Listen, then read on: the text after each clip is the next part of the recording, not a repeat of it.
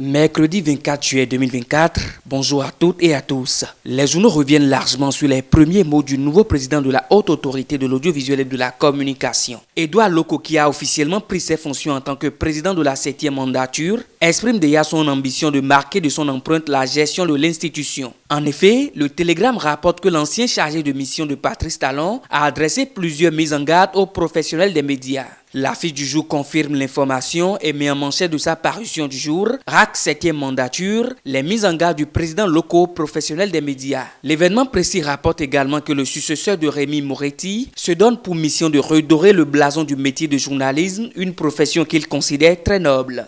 L'Indépendant abonde dans le même sens et écrit en manchette « Édouard Loko face à la réforme médiatique au Bénin ». Mais si ses confrères voient dans les premiers mots du nouveau président une lueur d'espoir pour le monde des médias, certains acteurs politiques restent cependant sceptiques. Le révélateur du jour indique que le président du parti Moël Bénin doute déjà de l'impact potentiel d'Édouard Loko. Le journal propose dans ses colonnes les arguments avancés par Jacques Ayadi pour soutenir son point de vue. Parlons diplomatie à présent. Nord Sud Quotidien rapporte que le président Patrice Talon a envoyé un émissaire auprès de son homologue sénégalais Diomaye Faye. Coopération Bénin-Sénégal, Talon envoie le ministre des Affaires étrangères chez son homologue du Sénégal, détaille à la une l'Indépendant. Olofofo confirme l'information et rappelle que c'est la première visite officielle entre les deux pays depuis la fulgurante alternance au Sénégal. L'autre actualité qui fait la une des médias de ce jour est la flambée du prix du ciment dans certains départements du Bénin. Le matinal rapporte que c'est les départements du Zoué des collines qui sont beaucoup plus touchés par cette flambée. La situation qui devient de plus en plus inquiétante a poussé les autorités en charge de l'industrie et du commerce à briser le silence.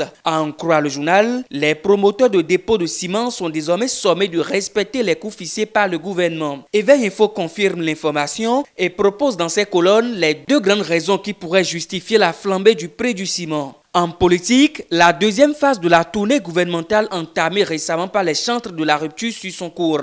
Après Abomey-Calavi, le 16e arrondissement de Cotonou a reçu hier une forte délégation des membres du gouvernement qui sont venus pour exposer aux populations les grandes réalisations exécutées en faveur des Cotonois. Tournée gouvernementale dans les arrondissements, le maire Atroko loue les promesses du gouvernement placard à la une le potentiel. Pendant ce temps, la Nouvelle Tribune fait remarquer que cette tournée n'est pas seulement dite de reddition de comptes. À en croire le journal, l'initiative a également pour objectif de faire adhérer les Béninois aux idéaux de cette chapelle politique pour les élections à venir. Info pêle-mêle, le Télégramme nous rapporte qu'une écolière de 8 ans a été enlevée et sacrifiée à un fétiche à Agbanizon. Le Rounon et plusieurs autres complices ont été arrêtés par la police.